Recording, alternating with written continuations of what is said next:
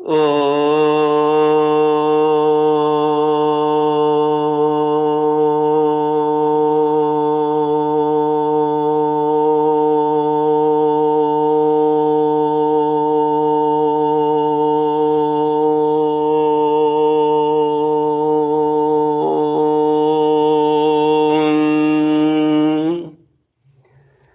श्री गुरुचरण कमलेभ्यो नमः।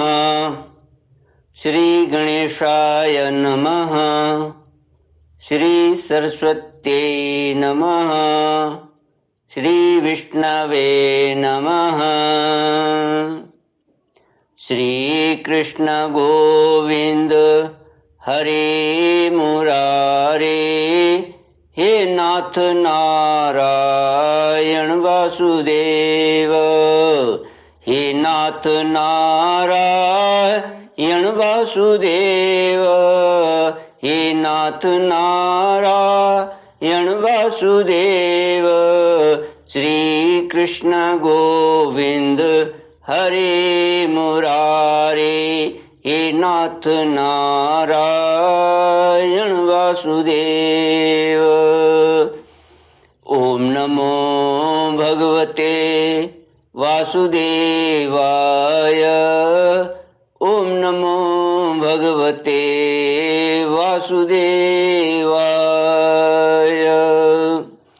कृष्णाय वासुदेवाय हरये परमात्मने प्रणतक्लेशनाशाय गोविन्दाय नमो नमः।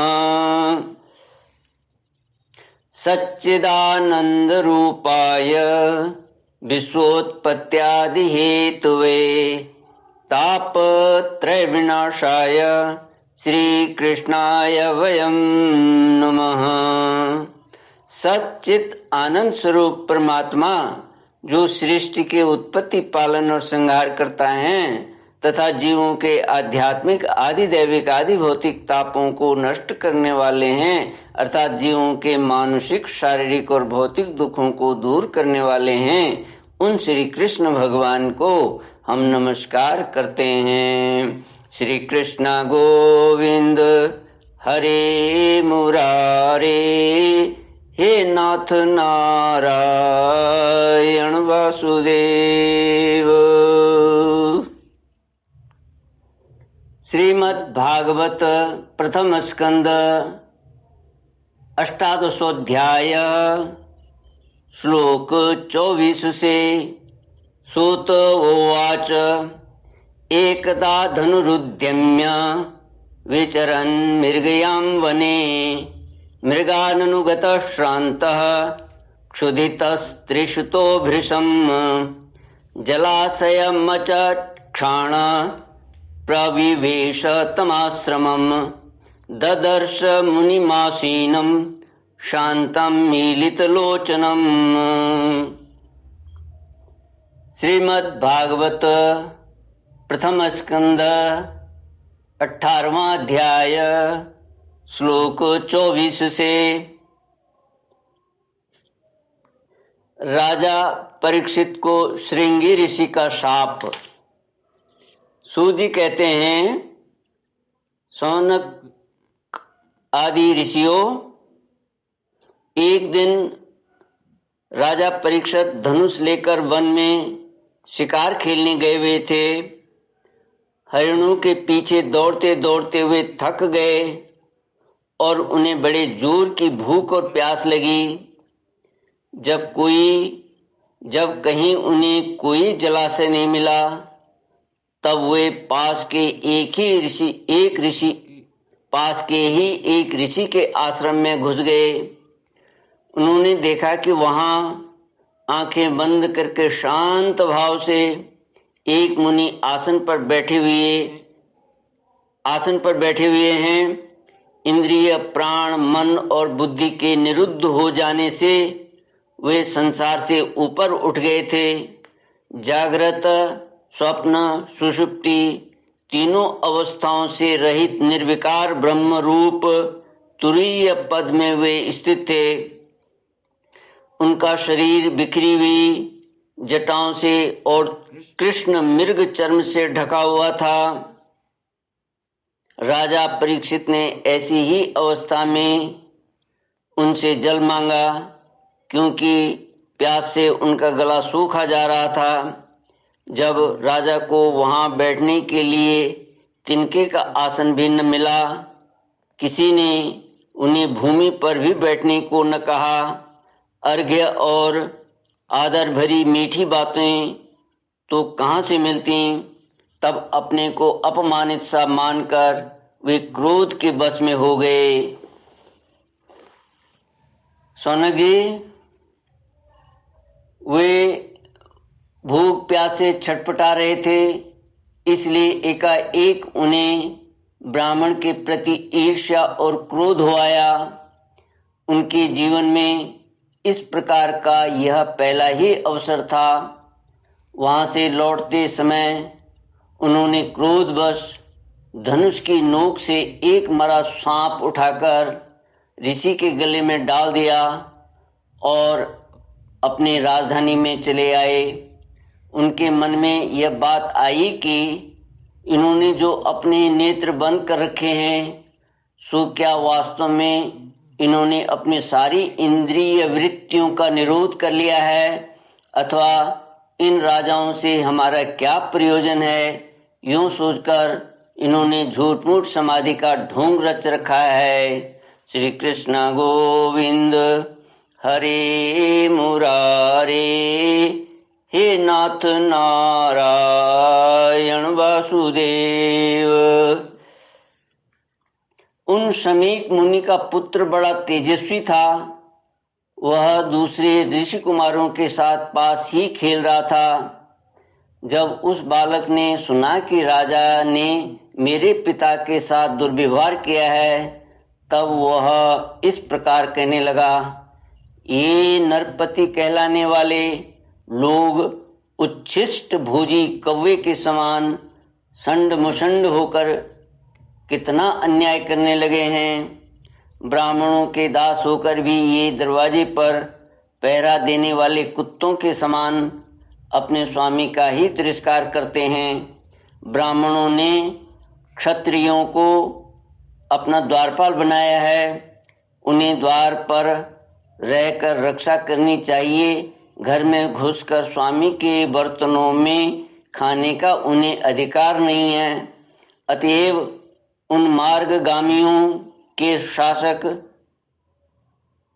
भगवान श्री कृष्ण के परम धाम पधार जाने पर इन मर्यादा तोड़ने वालों को आज मैं दंड देता हूँ। मेरा तपोबल देखो।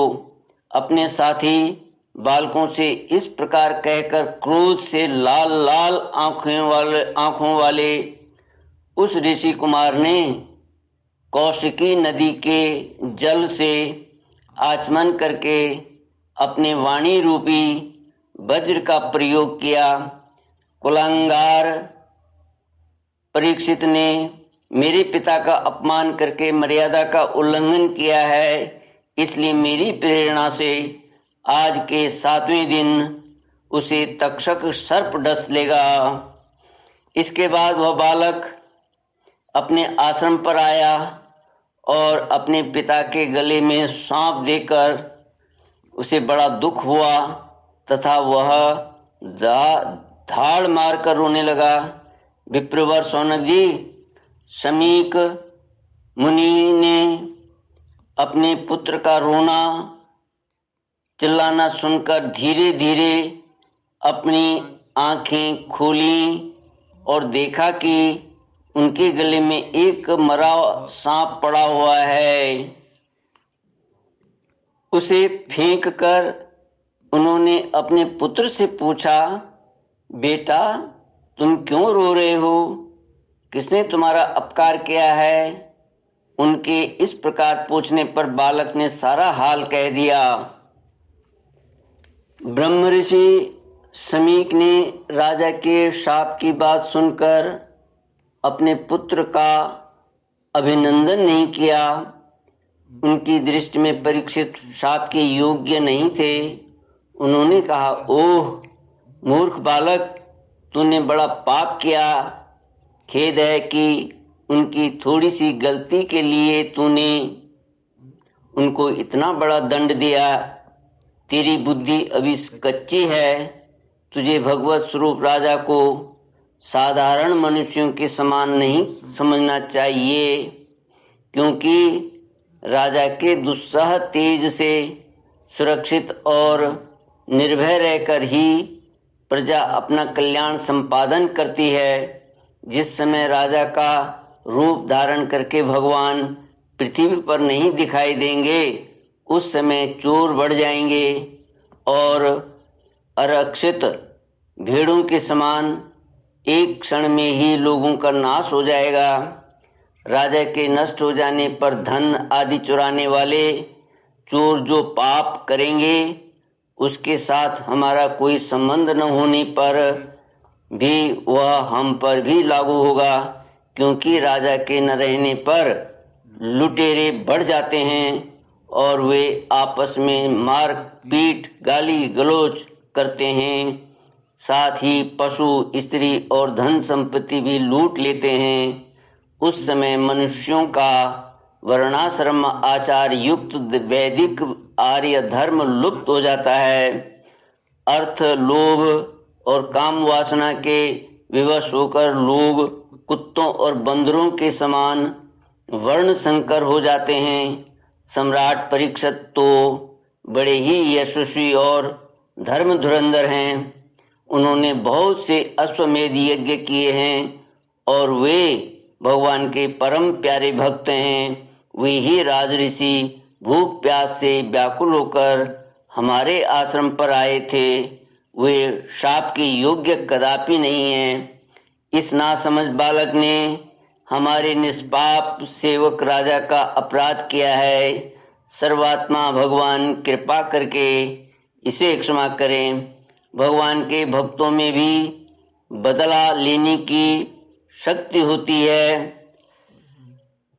परंतु वे दूसरों के द्वारा किए हुए अपमान, धोखेबाजी, गाली गलौज, आक्षेप और मारपीट का कोई बदला नहीं लेते। महामुनि समीक को पुत्र के अपराध पर बड़ा पश्चाताप हुआ। राजा परीक्षित ने जो उनका अपमान किया था, उस पर तो उन्होंने ध्यान ही नहीं दिया। महात्माओं का स्वभाव ही ऐसा होता है कि जगत में जब दूसरे लोग उन्हें सुख दुख आदि द्वंद्वों में डाल देते हैं, तब भी वे प्रायः हर्षित या व्यथित नहीं होते, क्योंकि आत्मा का स्वरूप तो गुणों से सर्वदा परे है। श्री कृष्ण गोविंद हरे मुरारे, हे नाथ नारायण वासुदेव। इति श्रीमद्भागवते महापुराणे पारमहंस्यां संहितायां प्रथमस्कन्धे विप्रशापोपलम्भनं नामाष्टादशोऽध्यायः। ॐ पूर्णमद पूर्णमिदं पूर्णात् पूर्णमुदच्यते पूर्णस्य पूर्णमादाय पूर्णमेवावशिष्यते। ओम शांति शांति शांति। हरि ओम। श्री गुरुभ्यो नमः। हरि ओम।